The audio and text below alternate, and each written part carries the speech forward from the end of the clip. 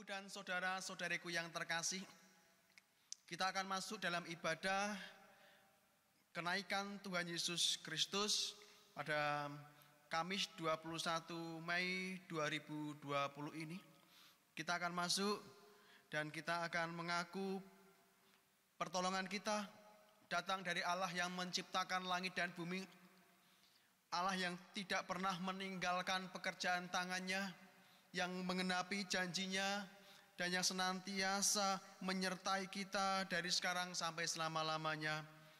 Kasih karunia dan damai sejahtera dari Allah Bapa, dari Putra dan persekutuanmu dengan Roh Kudus menyertai saudara sekalian. Amin. Bapak, Ibu dan saudara-saudariku yang terkasih, ada satu berita yang dicatat oleh Kisah Para Rasul 1 ayat 6 sampai yang ke-11. Berita tentang kenaikan Tuhan Yesus Kristus demikian. Maka bertanyalah mereka yang berkumpul di situ, "Tuhan, maukah Engkau pada masa ini memulihkan kerajaan bagi Israel?" Jawabnya, "Engkau tidak perlu mengetahui masa dan waktu yang ditetapkan Bapa sendiri menurut kuasanya. Tetapi kamu akan menerima kuasa kalau Roh Kudus turun ke atas kamu, dan kamu akan menjadi saksiku di Yerusalem dan di seluruh Yudea dan Samaria dan sampai ke ujung bumi." Sesudah ia mengatakan demikian, terangkatlah ia disaksikan oleh mereka, dan awan menutupinya dari pandangan mereka. Ketika mereka sedang menatap ke langit waktu ia naik itu, tiba-tiba berdirilah dua orang berpakaian putih dekat mereka dan berkata kepada mereka, "Hai orang-orang Galilea, mengapakah kamu berdiri melihat ke langit? Yesus ini yang terangkat ke surga meninggalkan kamu akan datang kembali dengan cara yang sama seperti kamu melihat dia naik ke surga." Demikian berita kenaikan Tuhan kita Yesus Kristus, dan kita akan menyambut berita ini dengan kita menaikkan satu kidung pujian KJ 383 bait yang pertama.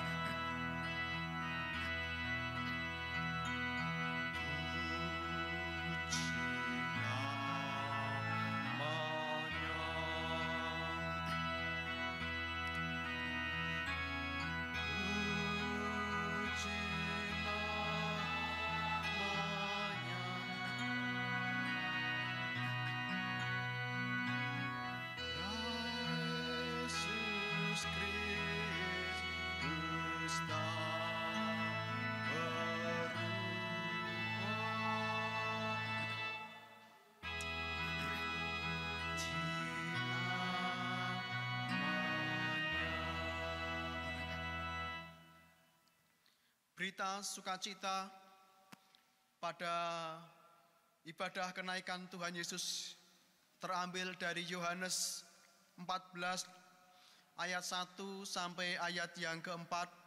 Demikian sabda firman Tuhan. Janganlah gelisah hatimu, percayalah kepada Allah, percayalah juga kepadaku. Di rumah Bapa-Ku banyak tempat tinggal. Jika tidak demikian, tentu aku mengatakan kepadamu, sebab aku pergi ke situ untuk menyediakan tempat bagi kamu. Dan apabila aku telah pergi ke situ dan telah menyediakan tempat bagimu, aku akan datang kembali dan membawa kamu ke tempatku, supaya di tempat di mana aku berada, kamu pun berada. Dan kemana aku pergi, kamu tahu jalan ke situ.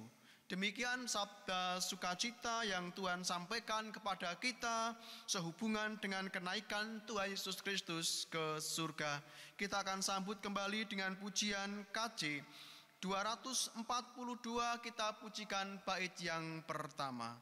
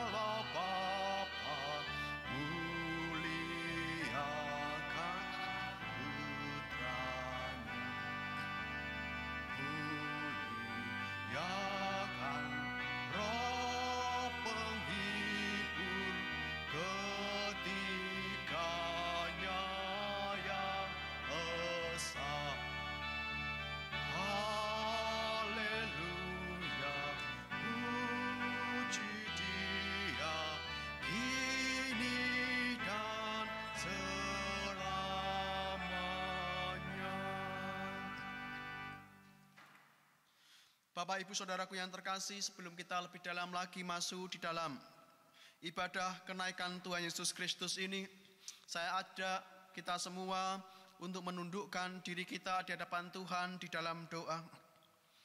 Tuhan kami Yesus Kristus, Tuhan yang senantiasa menyertai kehidupan kami, menjagai kami, dan juga memelihara hidup kami. Pada kesempatan hari ini Tuhan, kami hendak masuk di dalam ibadah kenaikan Engkau. Kiranya Tuhan, Engkau hadir di tengah-tengah kami, Roh Kudus, di tengah-tengah pelayanan kami dan di tengah-tengah ibadah kami saat ini. Baik di tengah-tengah ibadah kami saat ini dalam gereja ini, maupun di dalam keluarga kami masing-masing, di rumah kami masing-masing dalam ibadah mezbah keluarga kami. Engkau hadir Tuhan, dengan kasih dan kuasa-Mu, dengan hikmat Tuhan yang terus akan menaungi hati dan pikiran kami, sehingga ibadah kami saat ini benar-benar kami merasakan kuasa Roh Kudus nyata atas kami, berkuasa atas kami, menenteramkan hati kami, meneduhkan diri kami masing-masing, dan membuat kami nyaman dalam ibadah ini.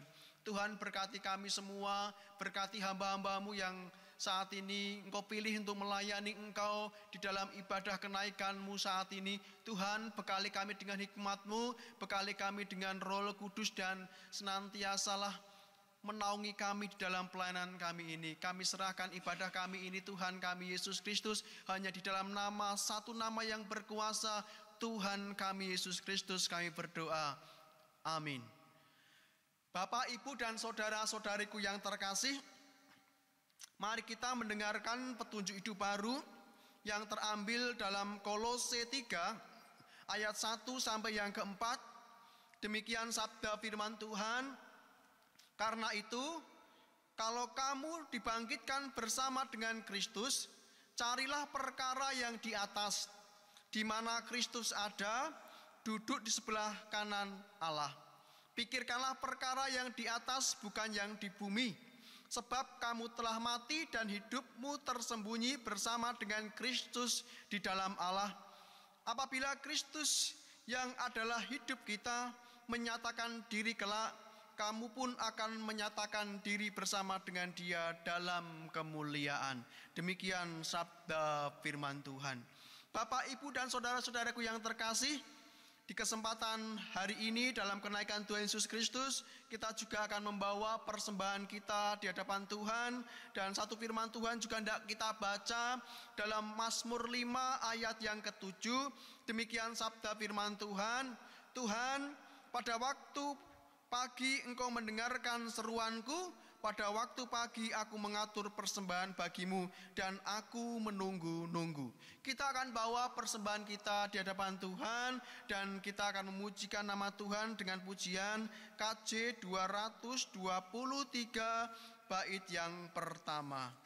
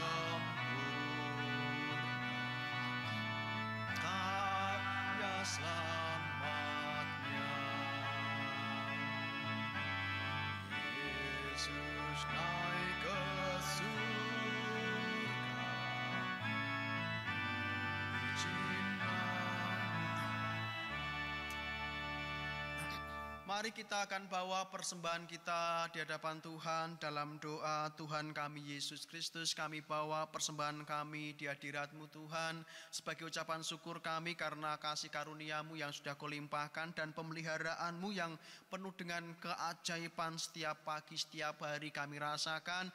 Dan kami mengucap syukur ini Tuhan, kami bawa persembahan kami di hadapan-Mu, kiranya Engkau yang menerima setiap persembahan kami ini dan menjadi berkat bagi setiap pelayanan gerejawi di GKJ Teguh Kendal dan bagi pelayanan-pelayanan yang lain. Tuhan kami Yesus Kristus, sebentar lagi kami juga hendak mendengarkan sabda firman Tuhan. Berfirmanlah Tuhan kepada kami semua, karena kami semua siap mendengar sabda firman Tuhan. Kau pakai hamba-Mu yang penuh dengan kesederhanaan ini untuk sampaikan sabda firman Tuhan. Berfirmanlah Tuhan, karena kami siap mendengar. Di dalam nama Tuhan kami Yesus Kristus, kami berdoa, kami mengucap syukur. Amin. Bapak, Ibu, dan saudaraku yang terkasih, sebelum kita membaca firman Tuhan dan merenungkan sabda firman Tuhan, kita akan terlebih dahulu mendengarkan satu persembahan pujian dari Bapak Wismoro. Waktu dan tempat saya persilakan.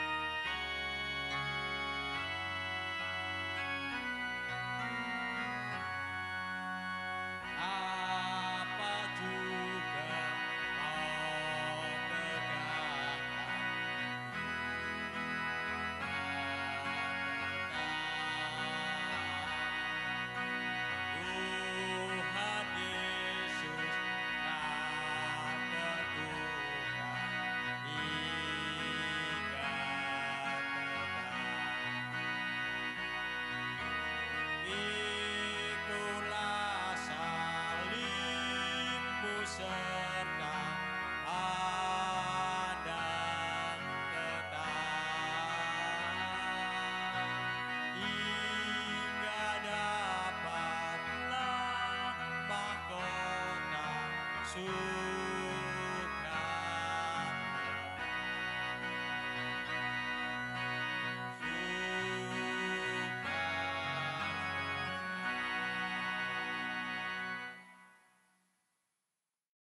kasih Pak Moro yang sudah mempersembahkan pujian untuk kemuliaan nama Tuhan.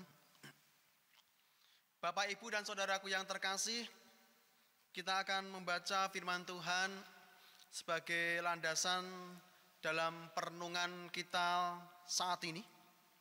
Ada dua bacaan yang tidak kita akan baca, kita akan siapkan dulu di Kejadian 15 ayat yang ke-6. Bisa dibatasi dulu. Kemudian kita juga akan baca di Efesus 1 ayat 15 sampai ayat yang ke-23. Kita akan baca yang banyak dulu dalam Perjanjian Baru di Efesus 1 ayat 15 sampai ayat 23. Demikian sabda firman Tuhan. Doa untuk pengertian tentang kemuliaan Kristus.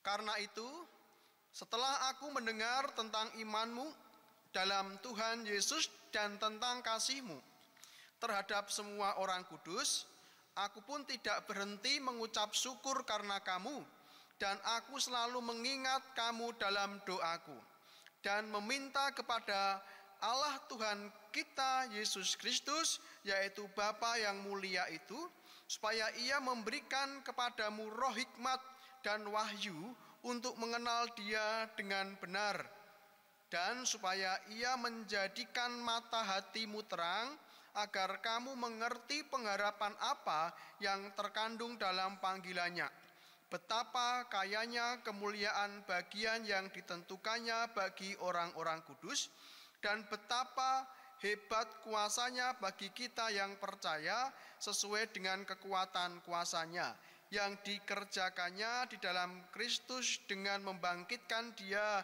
dari antara orang mati dan mendudukan Dia di sebelah kanannya di surga, jauh lebih tinggi dari segala pemerintahan dan penguasa dan kekuasaan dan kerajaan dan tiap-tiap nama yang dapat disebut, bukan hanya di dunia ini saja, melainkan juga di dunia yang akan datang.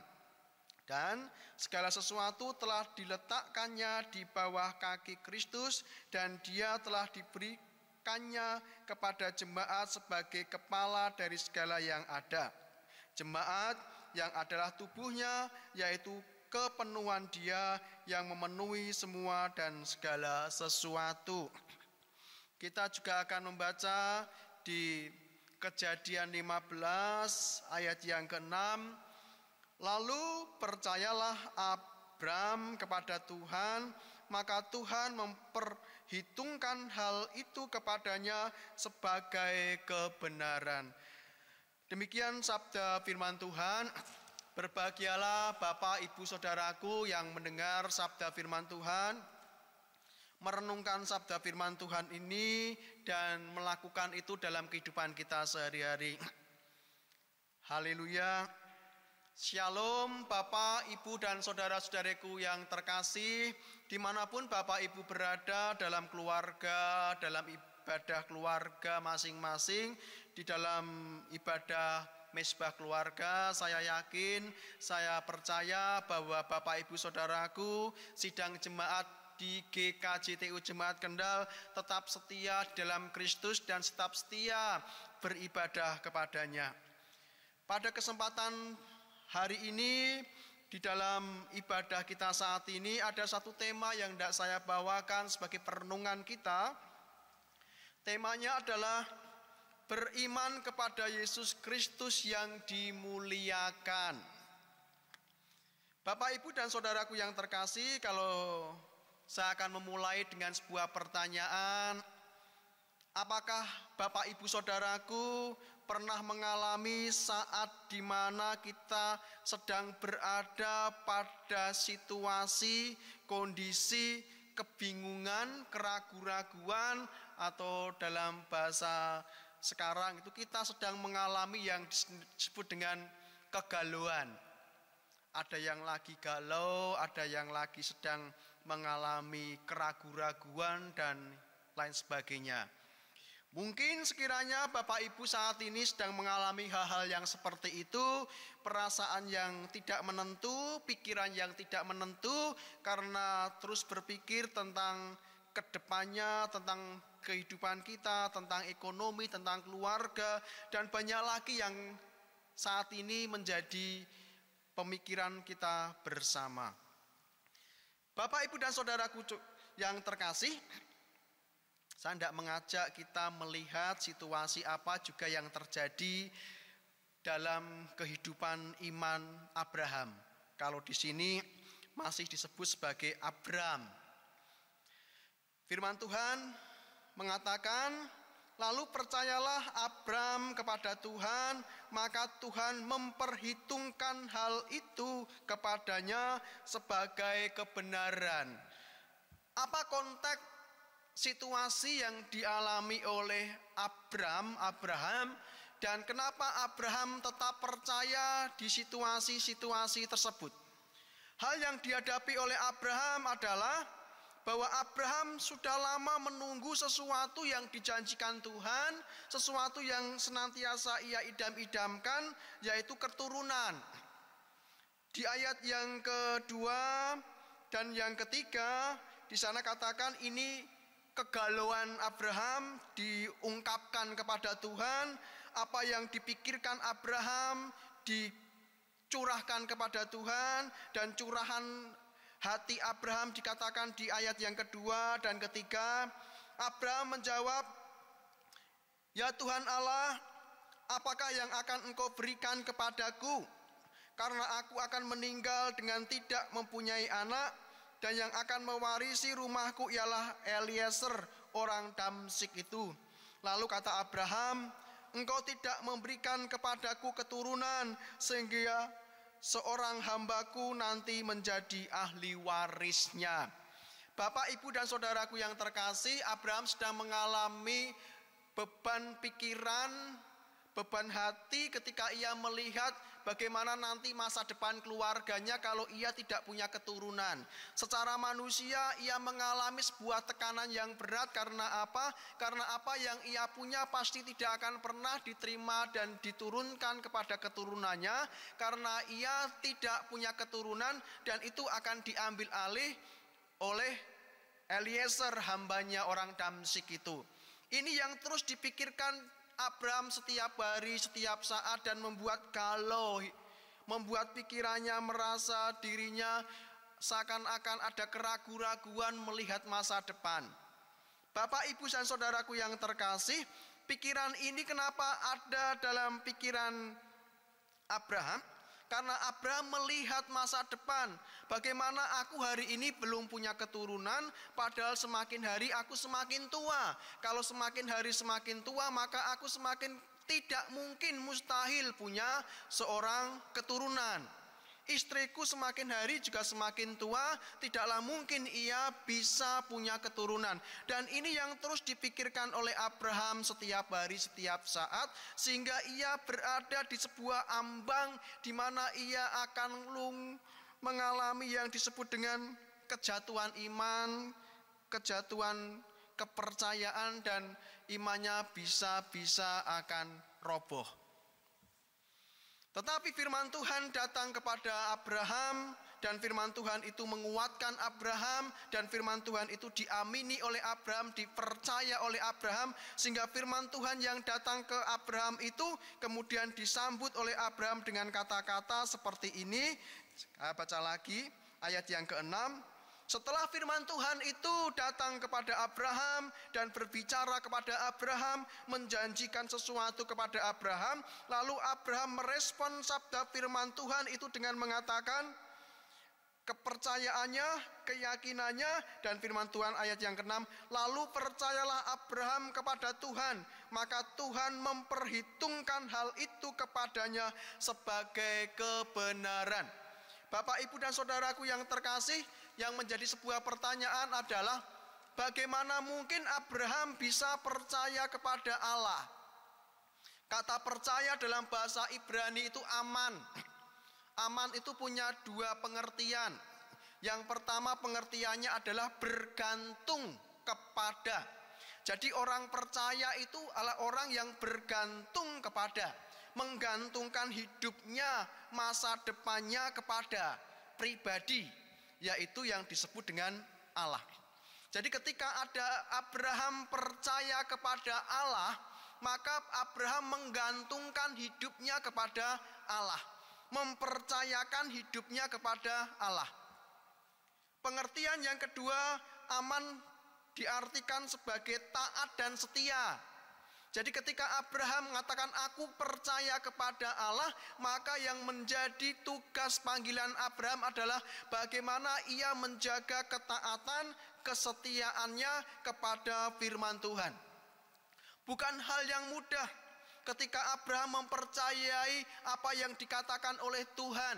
Ketika Abraham katakan bagaimana aku bisa mempunyai keturunan, karena usiaku mungkin akan semakin hari semakin tua, istriku juga semakin hari semakin tua, dan kemungkinan secara manusia tidaklah mungkin memiliki keturunan. Tetapi ketika firman Tuhan datang kepada Abraham, firman Tuhan itu disambut dengan keyakinan, dengan kepercayaan, dan menggantungkan hidup Abraham pada firman Tuhan. Bapak, Ibu, dan saudaraku yang terkasih, pertanyaan saya adalah, mengapa Abraham percaya begitu luar biasa kepada Tuhan di tengah-tengah kegalauannya? Mengapa Abraham bisa menggantungkan hidupnya kepada Allah di tengah-tengah situasi yang bagi manusia tidak mungkin? Kita akan melihat, mencari jawab di sana. Mengapa Abraham disebut bapa orang percaya dan memiliki ketaatan dan kesetiaan yang luar biasa kepada Tuhan? Ada dua jawaban di sana. Mengapa Abraham memiliki iman yang luar biasa kepada Allah? Yang pertama adalah karena Abraham memiliki relasi yang baik dengan Tuhan. Ini yang menjadi sebuah kunci yang harus kita juga belajar dari Abraham. Mengapa kepercayaan Abraham begitu besar kepada Allah?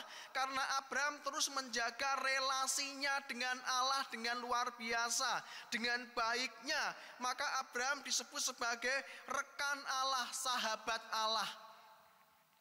Abraham disebut sebagai sahabat Allah karena Abraham menjaga terus hubungan yang baik dengan Allah, sehingga hubungan yang baik itu memunculkan iman kepada Allah.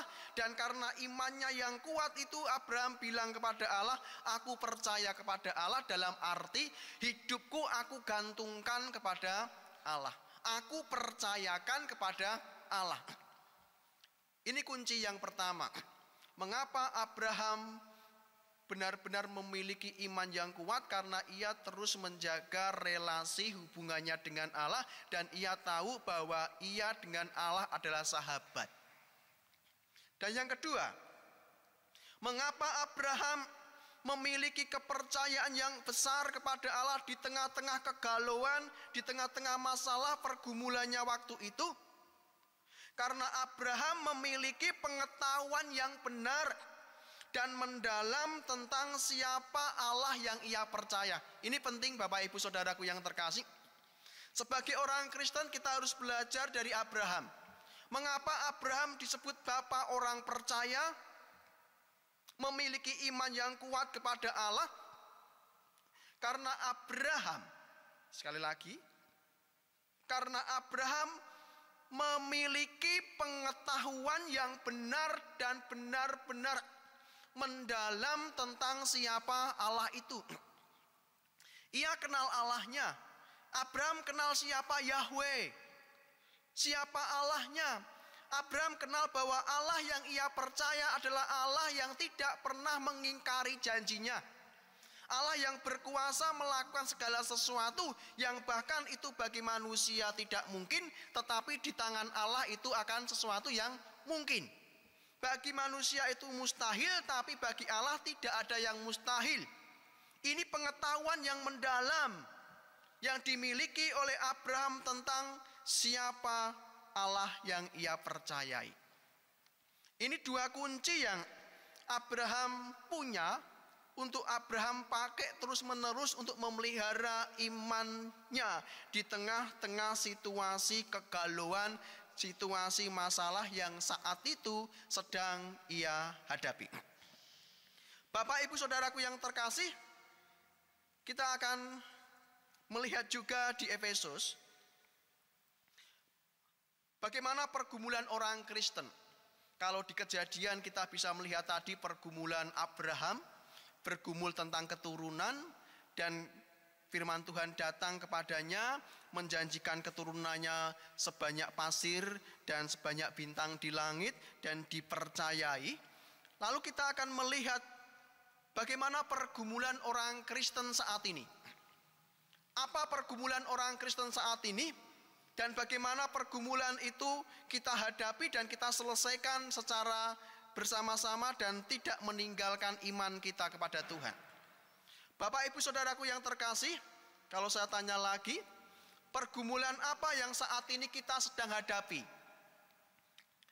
Kita tahu yang pertama, mesti banyak orang akan bertanya tentang pandemi virus COVID-19 ini. Kapan virus ini akan berlalu? Setiap orang akan bertanya, mencari data, mencari berita kapan virus ini akan berakhir dan orang bisa berkegiatan, beraktivitas secara normal lagi, bisa beraktivitas dengan baik lagi. Ini di tengah-tengah kita yang sedang kita alami, yang sedang kita hadapi bersama tentang bagaimana virus ini akan berlalu, berakhir dalam kehidupan kita, belum ada kepastian. Mungkin sudah ada berita-berita, tetapi berita-berita itu kadang ada yang menentukan kapan, tetapi belum ada kepastian yang pasti tentang semua itu. Ada pergumulan yang lain mungkin yang saat ini sedang kita hadapi. Bukan hanya Bapak Ibu semua banyak orang menghadapi juga. Pergumulan tentang pekerjaan, pergumulan tentang ekonomi, di mana banyak kita juga yang mengalami, saudara-saudara kita juga yang mengalami bagaimana ia harus berjuang dengan kebutuhan hidup, ekonomi dan pekerjaan yang saat ini luar biasa juga di Indonesia. Banyak juga orang-orang yang digerakkan hatinya untuk saling menolong antara satu dengan yang lain, dan termasuk orang-orang Kristen yang juga ambil bagian digerakkan untuk menolong sesamanya. Ini pergumulan ekonomi dan pergumulan-pergumulan yang lain Bapak Ibu Saudaraku yang saat ini sedang kita hadapi bersama. Dan pergumulan-pergumulan inilah yang membuat kadang kita merasa diri kita mengalami keraguan-raguan, kebimbangan dan lain sebagainya, seperti apa yang dialami oleh Abraham. Kita akan belajar bersama-sama bagaimana kita sebagai orang Kristen menghadapi pergumulan-pergumulan yang saat ini sedang ada di depan kita dan menjadi pergumulan yang bersama.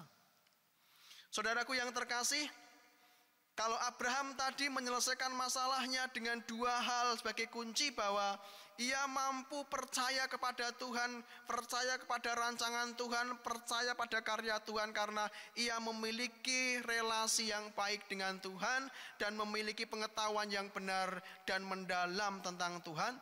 Maka Bapak Ibu Saudaraku, ini juga akan menjadi kunci kita dalam kita menghadapi keraguan-raguan, menghadapi kebimbangan saat ini, atau mungkin saya bisa katakan menghadapi situasi di mana itu bisa membuat iman kita menjadi lengah dan akhirnya lemah.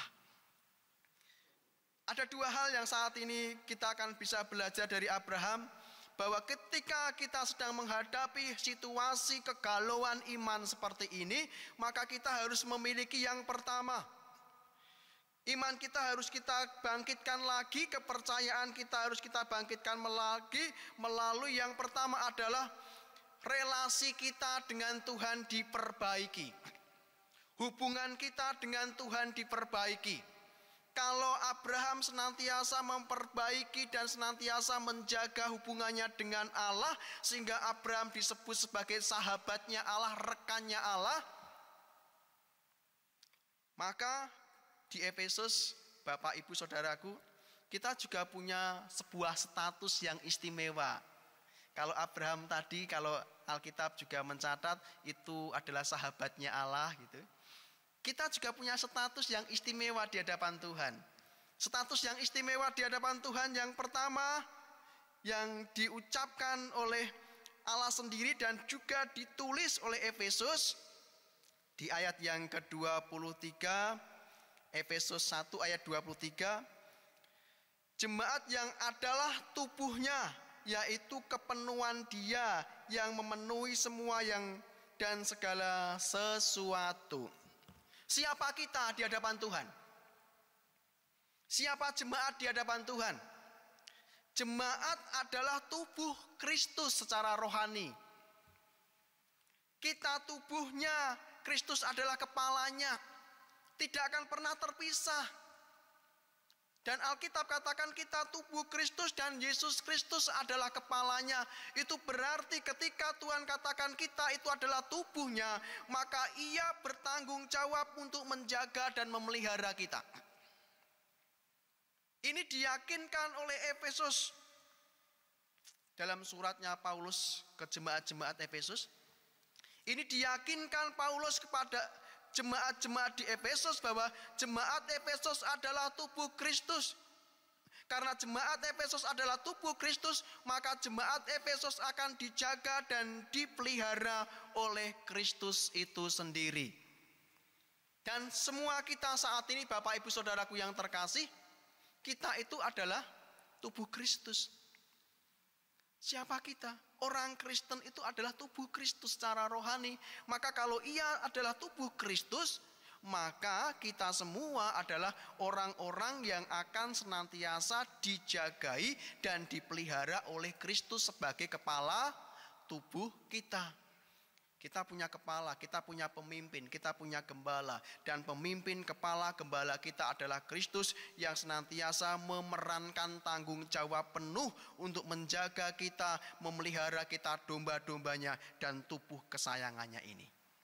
Ini status kita di hadapan Tuhan. Yang pertama dan yang utama, yang senantiasa harus kita percayai dan kita yakini. Jadi jemaat Tuhan harus terus menjaga relasinya dengan Tuhan seyogianya antara tubuh dan kepala. Terus jaga relasi kita, terus perbanyak baca firman, berdiskusi dengan Tuhan, terus perbanyak berdoa, terus perbanyak pujian dan penyembahan supaya iman kita semakin dipelihara dan hubungan kita dengan Sang Gembala, Sang Pemimpin dan Kepala kita adalah hubungan yang baik. Bapak Ibu Saudaraku yang terkasih, hal yang kedua, apa yang harus kita miliki untuk membangkitkan iman kita di tengah-tengah kegalauan hidup kita hari ini? Kita harus meyakini satu hal, bahwa kita harus memiliki pengetahuan yang benar dan mendalam tentang siapa Tuhan yang kita percayai dan kita mempercayakan hidup kepadanya. Ini penting Bapak Ibu Saudaraku, bahwa sebagai orang Kristen yang menjadi tugas kita adalah bagaimana kita memperbanyak pengetahuan kita tentang sosok pribadi Yesus Kristus. Kita lebih dalam lagi menggali pengetahuan Alkitab tentang siapa Yesus Kristus. Dari pengetahuan itu akan semakin menumbuhkan iman kita, kepercayaan kita yang kuat tentang siapa Yesus Kristus dan kenapa saya mempercayakan hidup saya kepada Yesus Kristus. Sebagai orang Kristen, sebagai anak-anak Tuhan harus semakin banyak belajar tentang Alkitab, semakin tahu tentang Yesus Kristus, dan dari pengetahuan itu kita semakin mantap menyerahkan hidup kita, diri kita kepada Tuhan. Maka di Efesus dan di Alkitab dikatakan juga, siapa Yesus Kristus? Yesus Kristus adalah Tuhan yang berkuasa. Yesus Kristus adalah Tuhan yang berkuasa. Dan senantiasa dikatakan ayat 21 sampai 22 saya bacakan di sana. jauh lebih tinggi dari segala pemerintahan dan penguasa dan kekuasaan dan kerajaan dan tiap-tiap nama yang dapat disebut, bukan hanya di dunia ini saja, melainkan juga di dunia yang akan datang. Dan segala sesuatu telah diletakkannya di bawah kaki Kristus. Coba dipahami Bapak Ibu Saudaraku, ketika kita mencoba melihat tentang pribadi Yesus, di sana jelas dikatakan, digarisbawahi bahwa dicatat, dan segala sesuatu telah diletakkan di bawah kaki Kristus. Bahwa segala sesuatu sudah diserahkan di bawah kekuasaan Kristus Yesus. Itu berarti bahwa Tuhan kita Yesus Kristus yang kita percaya adalah Tuhan yang berkuasa atas segala sesuatu, dan tidak ada kekuasaan lain yang lebih besar daripada kekuasaan Yesus Kristus. Maka kalau Alkitab mencatat itu dan kita tahu siapa Yesus Kristus, bahwa ia berkuasa dan lebih berkuasa daripada semuanya, maka kita semakin mantap menyerahkan hidup kita, masa depan kita, keluarga kita hanya kepada Yesus Kristus. Saya bacakan lagi supaya kita semakin mantap ikut Tuhan. Dan segala sesuatu telah diletakkan di bawah kaki Kristus, dan dia telah diberikannya kepada jemaat sebagai kepala dari segala yang ada. Saudaraku yang terkasih, inilah pribadi Tuhan Yesus. Dan dikenaikan Tuhan Yesus Kristus ini, kita bisa melihat Yesus Kristus adalah Tuhan yang hari ini kita peringati sebagai Allah yang menyatakan kuasanya, menyatakan kemuliaannya, dan tidak ada satu kekuasaan pun, satu kuasa pun yang melebihi daripada kuasa Yesus Kristus.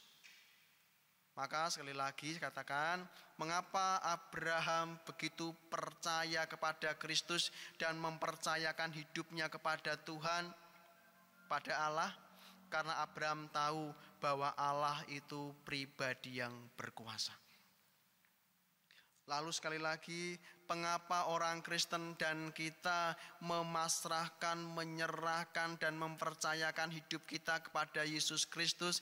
Karena jawabannya ada di Efesus, bahwa Tuhan Yesus Kristus adalah Tuhan dan ia berkuasa penuh atas segala sesuatu, dan tidak ada kekuasaan yang lebih besar daripada kekuasaan Tuhan Yesus, dan segala sesuatu yang ada di dunia ini diserahkan di bawah kakinya, karena Tuhan kita Yesus Kristus adalah Tuhan yang berkuasa. Dan Alkitab juga katakan Tuhan yang berkuasa itu adalah kepala tubuh kita, pemimpin kita, dan gembala kita. Bapak Ibu Saudaraku yang terkasih, ini adalah motivasi iman untuk kita semua.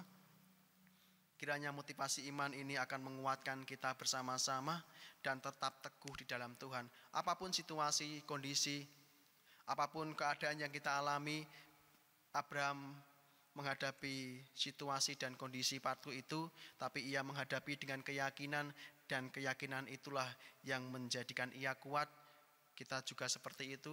Apapun yang saat ini keluarga kita hadapi, dunia hadapi, bangsa kita hadapi, kita tetap percaya pada Tuhan dan mempercayakan hidup kita kepada Tuhan.